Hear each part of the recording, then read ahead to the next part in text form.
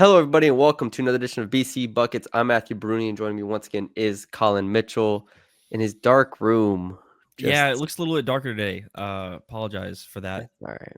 It's all right. We'll I had figure the it I had out. the ring light turned all the way up, so I was waiting for you to be like, "Oh, I can fix this" or something, and you just never did. no, That's all it's not right. happening. Today, Colin, we have Jase Richardson versus Liam McNeeley. Two freshmen, two scoring guards, two off guards, different heights, and I'd say a little different play styles, but we're going to compare them nonetheless and talk about which one we think is a better prospect. Um, so, do you have one that is significantly higher on your board than the other? Oh yeah, Okay, where do you want to go with it? sorry. I land on Jase Richardson for this. Without getting too deep into it, I just think his overall abilities right now translate to the NBA better than Liam McNeely's does. I feel like with Liam McNeely, you're really trying to buy that shot that looks really good but hasn't really gone in at UConn. And with Jase, you kind of already have an inkling of you have an idea of what he can be in the NBA without having to really project too much, except for his size, really. And I think that he Yeah. can overcome that. So Yeah, that's where they I'm kind of at. both players face low at no, I want to say adversity. Jase Richardson took a while for him to get into the starting lineup for Tom Izzo, who doesn't love starting freshmen in the first place, but eventually broke through, started 15 of 36 games. Liam McNeely missed basically the entire month of January with the ankle injury, then came back and was still productive in his minutes. The troubling part of this is I think they both have clear flaws in their game, and neither one is super high on my board. You said I think before that you have Jay significantly higher on your board than Liam. Yeah, I'm I have Jace higher, but it's not like it's probably gonna be like 3-4 spots by the end of it. By the time I finish organizing everything, um, so I do think they both have like very clear limitations here.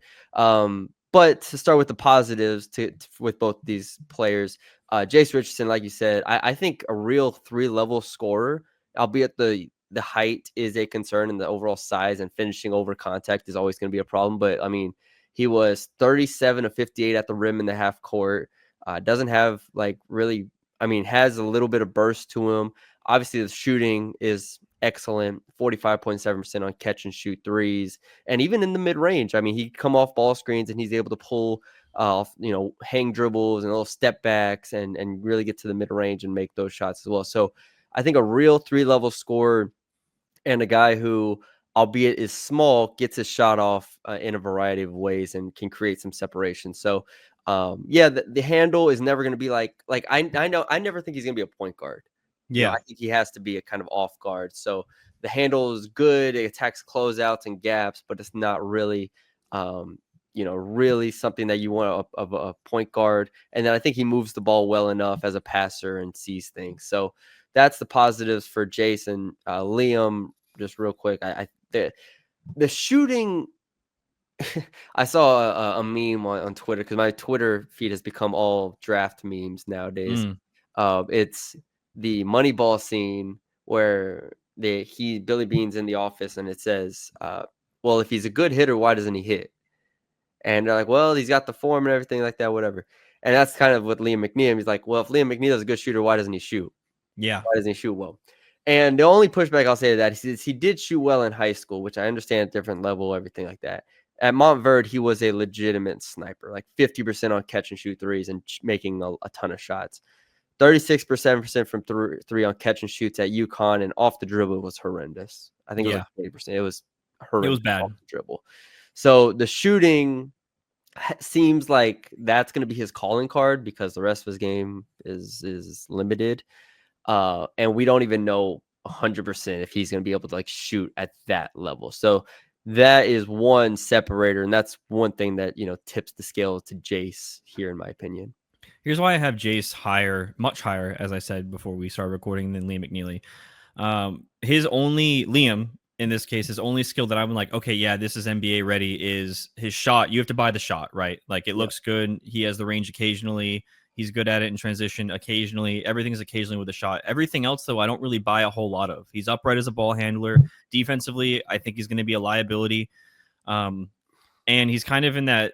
he doesn't really have a way to do anything else on the court to me. He's not going to break you down. He's a good connected passer, but he's not going to do anything crazy that's going to keep him on the floor there. And then at the rim, he finishes 46%, and he's 6'8", and doesn't really. Yeah. He's just very limited in that aspect. So when you're that limited athletically, don't really give anything on the crafty side of things, and your calling card is shooting, and you can't really shoot it. Although I do buy the shot, I don't know for me how you're gonna project in the NBA and get a spot as a guy on a team. Whereas I look at a Jase and I go, okay, yeah, his size, he's 6'3", quote unquote, probably with shoes. 6'3". I know he's yeah, 6'3", 5 or 6'5", 6'6" or something like that without shoes. What'd you say? 6.5 feet, 6 feet 6 inches with no shoes. That's what he measured. Pretty sure he was 6'3", and his wingspan was 6'6". No, he measured in at the combine at under 6'1". Okay, yeah. Who are we talking? I was talking about Jase just then. I wasn't talking about Jase. Yeah, Jase is 6'3". Or so I said 6.5 feet. I meant 6 feet. Oh, in a foot. Okay, yeah, and a half an inch. Sorry, I see what you're saying. Yeah, I was like, he is not 6.5 feet tall. We'd be talking about a completely different player if he was 6.5 feet tall. Sorry, but my point being is where like his shot, he converts his threes. It might not look as pretty as Liam's, but he converts his threes. He's at the rim. He's a 60. I had it written down right here. Where is my 69% at the rim, 50% on catch and shoot unguarded. Like, yeah, there you go. There's your offensive, and then on defensive end, obviously he's undersized. He's gonna get attacked, but he's not. I look at Liam McNeeley and I go, yeah, he's not athletically there. He might have the size for it, but he's going to get blown by. Whereas I look at a guy like Jase Richardson, and he's going to fight and is not – I think he could be a neutral guy.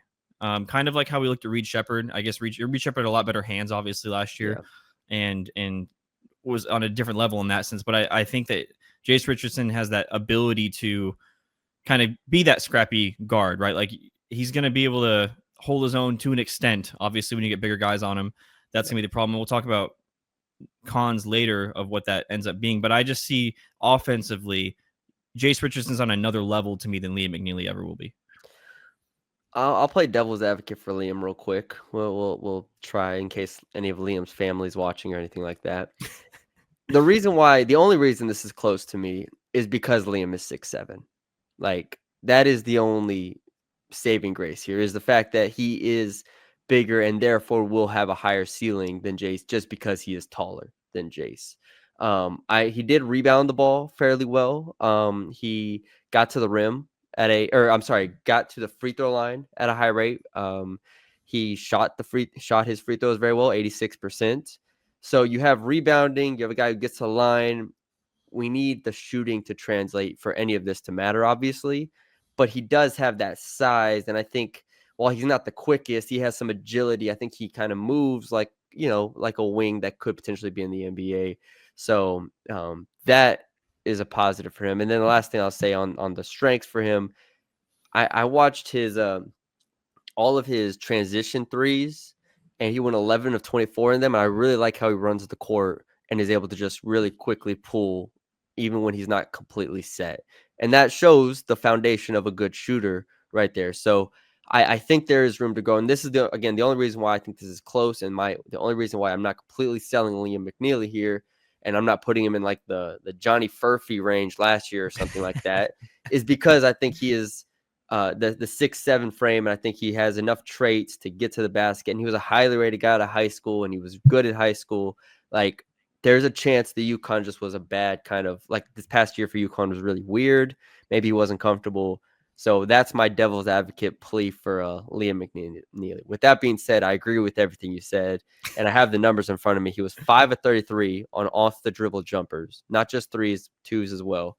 Yeah. And then he was 43% at the rim in the half court with only one dunk. Like he had 12 isolations all year.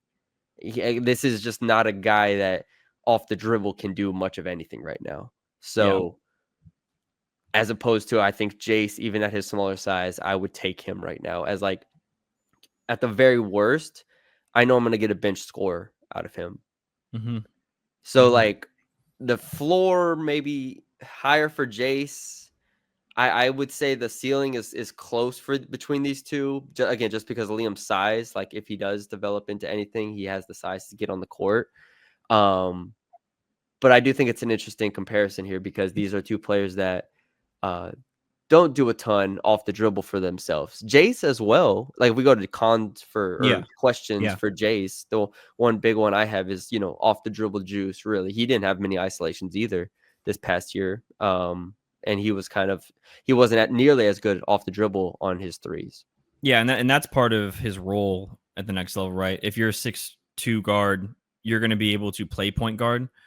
Whereas he's not, for me, he doesn't have the handle to play point guard. He's going to have to be an off-ball player. So that's when you kind of look into, okay, yeah, he has these skills offensively. And that obviously this is a big, big problem for NBA teams. But where are you going to put him on the court? Because if you play him with the 2 guard, you got to make up for that somehow. Yeah, your point guard's got to be a pretty. Yeah, he's got to be like at least Cunningham or a guy who can something defend like that. A good amount. Yeah. Yeah. So that's obviously going to be the big knock on him, regardless of his skill. So I definitely understand why you're closer on them. I guess I just don't see the projection on Liam. What are your comps for both of them, or ceiling floor, whichever way you want to go first? No, I guess you kind of said your ceiling floor. No, I have straight comps for both of them here. Yeah, I guess I did say my ceiling floor for them. Jase, to me, I have 2 names here. I don't know if they're gonna if it sounds bad, but I went with more of the shooting archetype, small shooting off guard archetype here.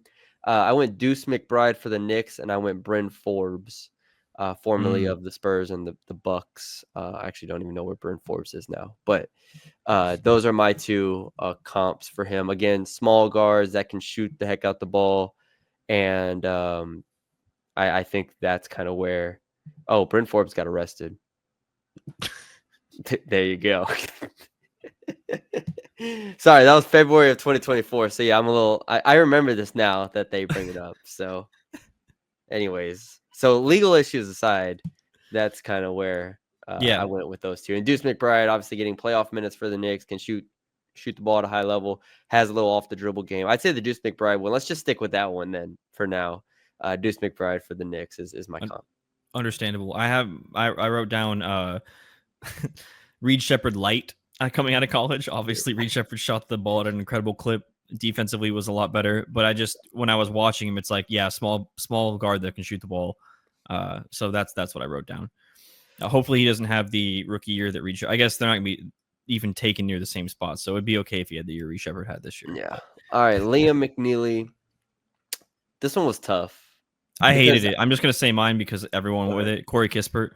It was just like I was like trying so hard, but the problem is that it's like he didn't shoot the ball amazingly, and then you had those other weaknesses, so it was kind of hard to be like, okay, where does this project at the next level? And I couldn't really think of anything crazy. So yeah, Kispert's that's an interest. Yeah, it's a tough one. That's the one a lot of people went with.